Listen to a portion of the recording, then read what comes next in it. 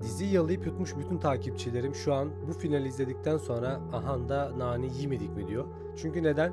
Biliyorlar ki Squid Game'in ana beyin ölümü gerçekleşmiş. Bundan sonraki süreçlerde zombi edasıyla Amerika'da devam edecek. Evet dostlar, Masalcı Dede'nin diyarı olan Asıl Hikayesi kanalıma hoş geldiniz.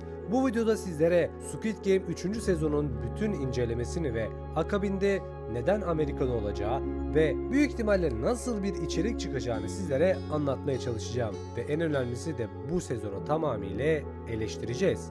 Fakat sizler yardımıyla. Bu yüzden lafı fazla uzatmadan videoyu beğenmeyi, kanalıma abone olmayı ve en önemlisi yorumlarda bu dizi ve özellikle sezon hakkındaki fikir ve düşüncelerini paylaşmayı unutma. Bu arada birazcık rahatsızım, sesim tuhaf çıkıyor olabilir, o yüzden de kusuruma bakma. Evet dostlar, normal şartlarda dizi incelemesi 1, 2, 3, 4, 5, 6 şeklinde yapılacakken bu seferlik 6, 5, 4 diye gideceğiz. Neden? Çünkü birazcık mantığı arka plandan geriden kavramamız gerekiyor. Evet, Squid Game'in son sahnesine baktığımızda Amerika'da oyunların oynandığını görmüştük. Fakat şöyle bir bilgi vermek istiyorum. Daha önceki videolarımda bundan bahsetmiştim. Aslında bu oyun sadece Kore'de değil, bütün ülkelerde oynanıyor. Sadece bizler Kore perspektifiyle bu bölümleri izliyorduk ve bize bu şekilde söylemişlerdi. Bu sezonun finaliyle beraber ve Kore'deki tesisin tamamıyla yok edildiğini varsayarsak, bundan sonraki süreçlerde ve sezonlarda Amerika'da oyunlar oynandığını göreceğiz ve oranın kültürüne, oranın işleyişine, oranın insanına göre oyunlar çıkaracağını anlamış olduk. Bu demek ki şu oluyor, özellikle film Netflix'e geçtikten sonra, daha doğrusu Netflix'in olaya müdahale etmesiyle eşcinsellik, diğer aklınıza gelebilecek karmaşık cinslerle olan ilişkilere yön vermeye başladı. Ve Amerika'ya geçtikten sonra da daha iri insanlar, daha seksi insanlar ve en önemlisi daha cinsiyetçi bir yaklaşımla gidecek. Ve en önemlisi kaba bir tabirle. Çünkü oranın kültürüne baktığımızda karışık cinslerin olması, insanların büyük ve iri olma arzusundan dolayı doğan bir kültürün ve popülaritenin olması ve yeni dünya düzenini de hesaba katarsak çok tuhaf karakterler görebileceğimizi biliyoruz. Ve tabii ki de siyahi karakterler. Ki bunlardan yana problemimiz yok, yanlış anlamayın. Tabii ki de olabilir. Uzun lafın kısası, Amerika işleri biraz farklı yapacak. Diğer bir kısma gelirsek de bizim ana karakterimizin ölmesi ve intihar etmesinin sebebiyle bebek hayatta kaldı. Fakat bebeğin iyi bir hayat yaşayabilmesi için kendini atması oyunları bitirdi mi? Tabii ki de bitirmedi. Adamın arzusu neydi? Bu oyunları tamamıyla bitirebilmek. Adamın sadece ekip arkadaşlarının ölmesi ve en yakın arkadaşının ölmesi tüm mentalitesini çökertti. Yani adam düşünsene bak, sen ölümden kurtuluyorsun, milyarlarca param var ve sonra diyorsun ki abi ben sizi bitireceğim deyip oyuna geri giriyorsun. Akabinde ne oluyor? İntihar ediyorsun ve bir boka da yaramıyorsun. Ve aslında bu 3. sezondaki temel mantık ne biliyor musunuz dostlar? Olay şundan ibaret. Ben öldükten sonra bu dizi zaten Kore'de izlenmeyi keser. Artık mantığını ve beyin ölümünü gerçekleştirmiş oluruz. Beni öldürmenin yolunu bulun abi. Yani aslında bunun Amerika'ya satılabilmesi için, Amerika'ya geçebilmesi için böyle bir şeyin olması gerekiyordu. Mantıklıydı. Ha izlenir mi izlenmez mi sorusunu sormuyorum. Büyük ihtimalle izlenir. Ama sonuç itibariyle yani macera zamanındaki Fi'nin ölmesi, Regular Show'daki Mordecai veya Rigby'nin ölmesi ya da bizler için kült olan filmlerin ana karakterlerin ölmesi filmi bitirebiliyorken dizi gibi ortamlarda birkaç sene unutulabilecek şeyler. O yüzden bu durum onlar için çok normal. Geriye gelecek olursak biraz daha, bebeğin oyuna katılması kadar saçma bir şey olamazdı yani.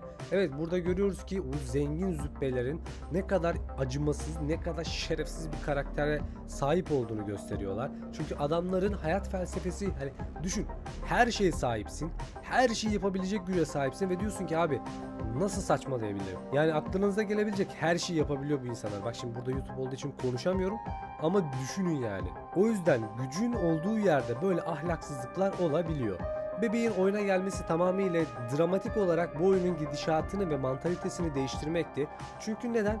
O bebek oyuna geldiği zaman Gi-san direkt olarak ne oldu? Bir baba edasıyla, bir arkadaş edasıyla onu koruma içgüdüsü gösterdi ve korudu. Hatta sonunda kendi canından oldu. Ve son sözü neydi?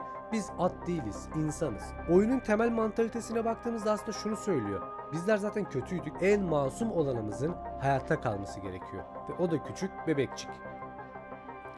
Zaten burada bu mantaliteyi bitirmişken şunu da söylemek istiyorum. Zaten diğer bölümlerde frontman'in insanlara yardım etmeye çalıştığını, daha doğrusu içten işe kardeşini kurtardıktan sonra iyi bir tarafının olduğunu, gemicinin şerefsiz olduğunu zaten biliyorduk. Tek bilmediğimiz şey Gisa'nın gerçekten finalde kendini aşağı atabileceğini düşünememiştik ki bu da aslında çok da sürpriz olmadı. Çünkü mantıksal olarak artık Squid Game'in, yani Kore versiyonu diyelim ya da ne bileyim, her siz ne derseniz, kısır döngüye girmişti. Yani ne yapacaklarını bilmiyorlardı.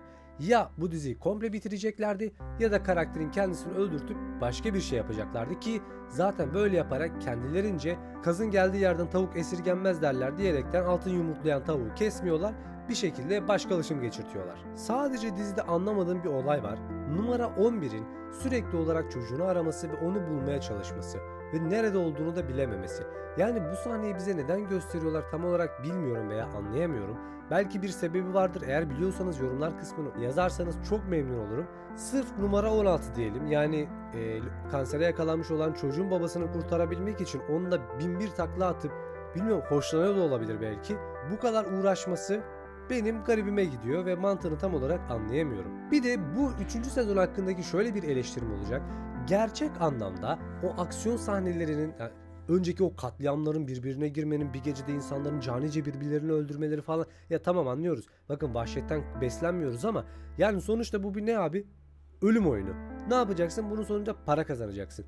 1 ve 2. sezonunda ne yaptın abi? On binlerce insanı, on binlerce ne ya, abarttık biraz. Onlarca, yüzlerce, daha eskilerinde binlerce insanı öldürmüşsün. Ya abi 3. sezona geldiğimizde gördüğümüz tek şey şu abi. Eline alan adam bıçağı 30 saniye tutuyor. Hintliler gibi böyle bakışıyorlar. Yani tek eksik olan bir Hintli müziğe girip dans etmeleri. Ya abi neden böyle bir şey yaptınız? Hani buradaki mantaliteyi kavrayamıyorum. Ne oldu da birdenbire duraksama moduna geçtiniz? Hani Netflix dedik ya abi yeter bu kadar şiddet kan falan abartıyorsunuz. Bu konu çıkarmayayım mı dedi, yani çözemedim. Beni şaşırtmayan ama tam bir iyi aile çocuğu diyorum ama sizin ne demek istediğimi biliyorsunuz. O bebeğin babası olan şerefsiz YouTuber var ya, tam bir adi pislik. Yani para için anasını da boyar, babasına tekrar satanlar da öyle bir tip yani. Bebeği son anda öldürmek istemesi, böyle planlar yapması, kızı kurtarmak yerine bırakmayı seçmesi tam bir şerefsiz yani. Böyle bir insan olamaz, Allah belasını versin. Oyunun sonunda ölmüş olsa da hayatta böyle, yani gerçek anlamda böyle insanlar var arkadaşlar. Hani toz pembe bir devirde yaşamıyoruz. Var böyle şerefsizler. Keşke hepsi ölse ama işte ölmüyor. İyiler ölüyor, kötü bütün şerefsizler kalıyor dünyada. Neyse, benim şahsi görüşlerim Squid Game 3 için bu abi. Sizin bu konu hakkındaki fikir ve düşünceleriniz neler merak ediyorum. Bizim gözümüzden kaçan, istediğiniz bir şey yorumlara yazarak bunları belirterek daha çeşitli hale getirebilirsiniz. Bu yüzden eğer buraya kadar izlediysen videoyu beğenmişsin demektir. Kanalıma abone olabilir, videoyu beğenebilir ve en önemlisi yorumlarda fikirlerini belirtebilirsin. Bir sonraki videomda görüşmek üzere. Kendinize iyi bakın. Hoşça kalın.